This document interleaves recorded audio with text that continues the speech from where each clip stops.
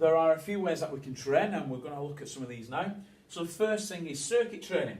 Basically, as you can see in your key booklets, stations. All right, it's about 8 to 12 stations that you'll work around. 30 seconds on each one, maybe. Could be a minute. Could be 20 seconds. It doesn't matter. It's what your coach plans. Remember, using them principles that we've just looked at.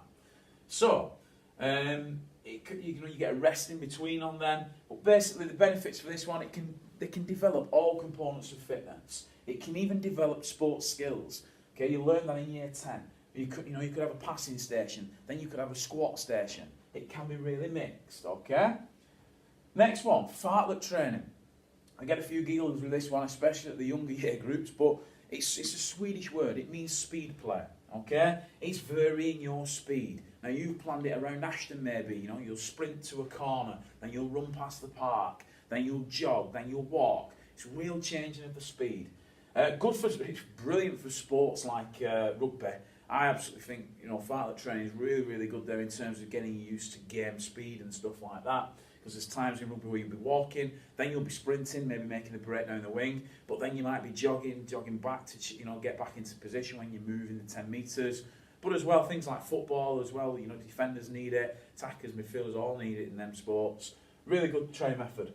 Good for aerobic and anaerobic systems because you can have the sprinting in for anaerobic, whereas you can have jogging and walking, developing your aerobic system. Next one, interval training.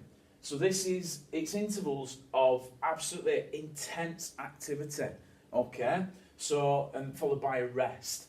So basically, you'll have, a quick 30-metre sprint and then 1 minute rest.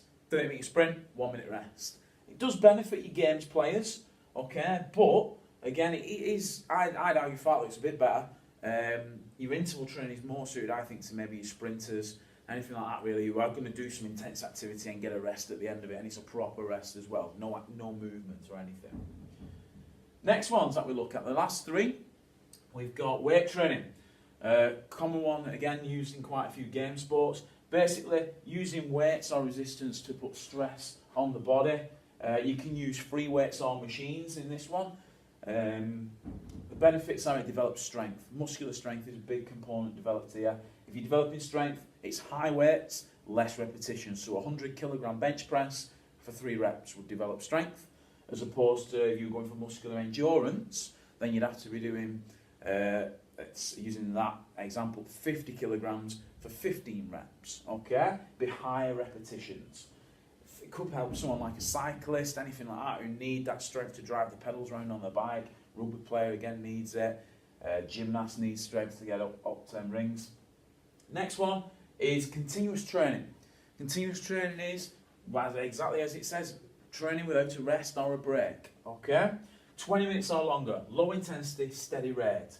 Good examples, this might be running, cycling, rowing, 20 minutes or more, all right?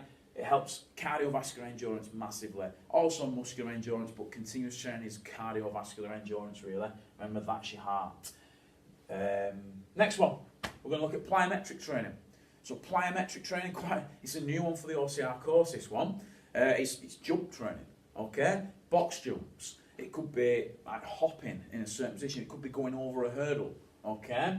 Anything to do with jump training. Bounding, hopping, jumping, and landing as well, okay? That was on the mock, I think, one of the key things it was asking you about, and it wanted the words something like bounding and hopping. Well, if you've not revised them, you're not going to know. So it could be anything to do with jumping.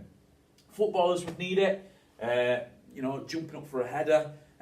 It creates power in their legs. Basketball players, I have a friend up in Preston, he was unbelievable at plyometric training. He literally hit the floor, he was back up in the air again, okay?